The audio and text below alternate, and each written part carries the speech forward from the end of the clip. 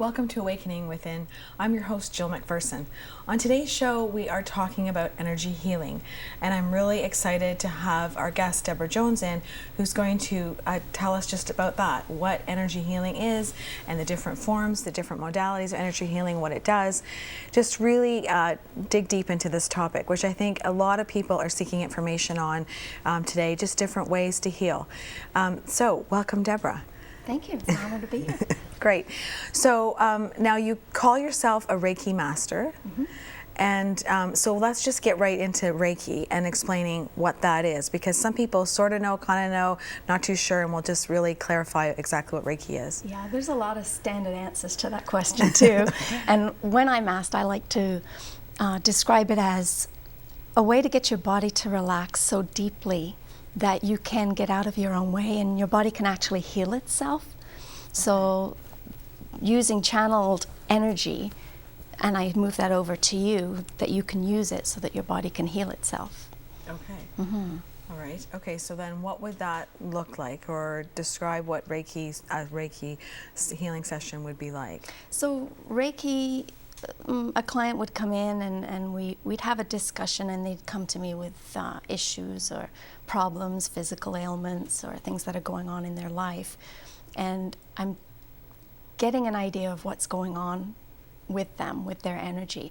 So we'll get up on the healing table, and it's fully clothed. It's like having a massage, but without the massage. And it's usually just hands-on healing or hands hovering over the body, and I'm moving energy around. Okay. So I'm finding out where there are blockages to the energy, and the blockages are contributing to what's going on in their life. So. Okay. And how do you know where the blockages are? Like, is it something you see, you feel? How do you know that? That's a great question, okay. And the answer is yes to all of that. Okay. It can be, it's really just, I have tools that can tell me. So for instance, the pendulum here, if I hold this over a chakra, an energy center, and if it is spinning, I program my crystal to tell me if it's spinning correctly, that's a balanced chakra. If it spins counterclockwise, or if it's still, or if it goes back and forth, that tells me that the energy is blocked. So that's one way of finding out. But really just tapping into information. So I kind of channel information through, and that just tells me what's going on with that person. So in an intuitive sense, like you're just very intuitive, and you can just pick up where there seems to be an issue. And so now you said like their chakra energy center or locations or whatever. So can you just describe a little bit about what that means? Yeah, the chakras, there are 7 major chakras. So you've got your crown chakra at the top of your head, and it goes down basically your spine to the root chakra. And each of those chakras can determine what's going on with you in your life, with your emotional state, with your physical state, with your mental state. And so they need to be open and free for good health, basically. Okay. So if they're blocked, then you'll experience that in your life, either with things that are going on or going bad in your life, or even all the way through to physical ailments. And that can be determined by assessing the blocked chakra. You can see what's going on with that person. So would you say the majority then of physical ailments would be a chakra blockage? There's a correlation. Okay. Yeah, to every physical ailment, even in mental and emotional. Okay. Yeah. So take me back to the healing table. So if you have a client on your healing table, are you touching them for Reiki work?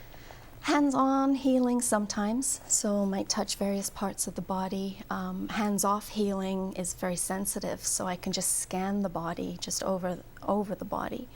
And sometimes pulling out energy that is blocked. So there's lots of kind of movement. I'm manipulating energy in a way, right, to move things along, to clear any blockages and create that flow. And do you feel that movement when you're moving your hands above them? You can feel? Yes, and sometimes the clients can feel it too. Right. And sometimes they'll mention, or it feels like something's moving, something's going on, or tummies start gurgling. That's a common one, because we're unblocking all that tenseness that's usually held in the stomach area. So they can feel it as well. Right. And can one session do it, or is it multiple sessions, or it varies, I guess? It varies. Sometimes one session, and sometimes, a week apart if it's something really intense going on, or maybe once a month is good, or maybe for a few sessions and then you don't need to come back for a while.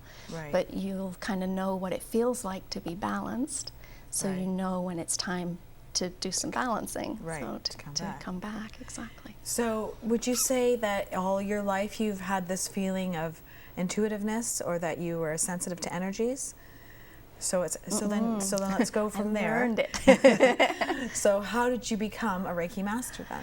Well, it's actually a long story, but I'll make it short. Okay. So basically, my life kind of turned around on me and threw me a curveball, and I had to make some conscious choices for survival in my life. So I was forced to think about, where did I want to live, who did I want to be with, and who did I not want to be with, and what was I going to do to make a living. So it was really a gift, because I was able to make some conscious choices, and I realized I wanted to make a difference. I Right. wanted my life to mean something. So I knew to do that I'd need to start helping people. Right. And so I became a feng shui practitioner, actually, and started working with energy of the environment. And then when I was doing that, very successfully making changes, I realized that it wasn't always perfect. There was something missing, and I realized it was the person that lived in the place, their energy was off. Right. So then I thought, well, I've got to do something about that. So I sort of found my way on the Reiki path, and it took maybe 5 years or so to become a Reiki Master. And now I teach it and help others on that path too. Wow. So then, what would that involve, getting training to do Reiki? Like, did you found somebody who could train you, and then it took quite some time, because is there a time between? Well, it's a Reiki path. It's a path with Reiki. So there's a lot of self-healing and a lot of stages to go through until you are ready to be able to pass that on to others. So you have the Reiki level 1, which teaches you what the energy is and what to do with your hands and how to move the energy a little bit. And then I progressed to Reiki level 2, which allows you to call in more intense energy, so you've got more energy to work with, and also to do distance healing, which I do a lot of now. And then that took me to maybe in 5 years down the road from there, I decided to become a Reiki Master when I wanted to be able to teach it. So you can't teach it until you're a Reiki Master, till you've kind of gotten to that point in your life that things don't bother you as much and don't take us up as much energy, right? Right. So So you have to be a Reiki Master in order to train people to that's be right. in Reiki. Yeah. Okay. And but would you get this from, how did you seek somebody who could do this? I did have a friend who taught Reiki, so I asked her about it, and she ended up being my Reiki Master and taught me all the way through to the Reiki Master level. Okay. And for anybody that's interested in doing that, I teach it too, so I teach all 3 levels. Okay. And so just checking out my website will give you that information and see if you're called to that. Right, right. And so it's something that you built. So you didn't feel at first that you were overly intuitive, or that you could, sort of bring any sort of wisdom to beyond your own capabilities to a healing session. And that's something that you built on and worked on. Yeah, exactly. So would that give us hope, knowing then that really anybody can do it? Anybody can do it. We're all healers. We've just forgotten how. Okay. So it really just pulls it out of you. Right. It's something you have within you. Right. That I just show you. There's some technical hand placement things, but even I don't use those anymore. Right. You just use your intuition. Right. So it's really helping you use your own intuition. So how do your hands, being placed either on someone's body or just above, how does that get energy moving? How does that work? Well, there is an attunement involved, a Reiki attunement, which it's what I like to describe it to my students is it's like having a radio, and you're tuning in the radio, and then you hit a station.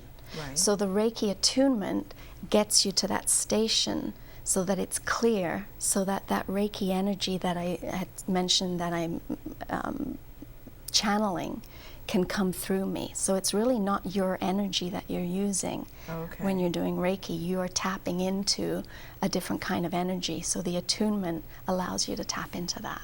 Okay. And so then also explain, when you were talking about the different types of healing, you mentioned distance healing. So can you just touch on what that would mean? Distance healing is when you do not need to be in the same vicinity as the person that needs healing. It's done with intention. So with the Reiki 2 level, you're attuned to be able to tap into, maybe describe it as an energy that you can send over the airwaves even to that person. So when I do distance healing, I go into my healing room and I imagine the person is lying on my healing table, and I can scan the table and find out their energy even with them not being there. It's very cool. Wow. Yeah.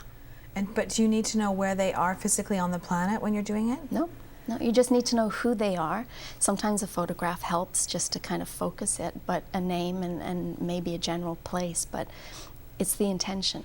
And when it's all set and decided upon, there's a time and a date set, then that's what we tap into. So it's really focus. And then the client, even though the client's not there, could potentially then feel the difference. Yeah, for sure.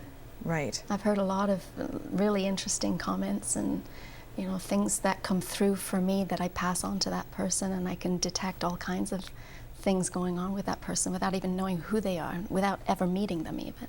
Right.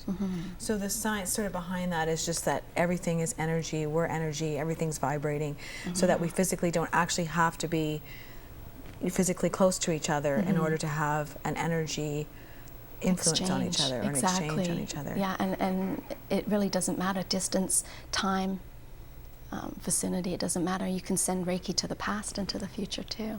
Great. All right. We will hear more about energy healing when we come back. That's good.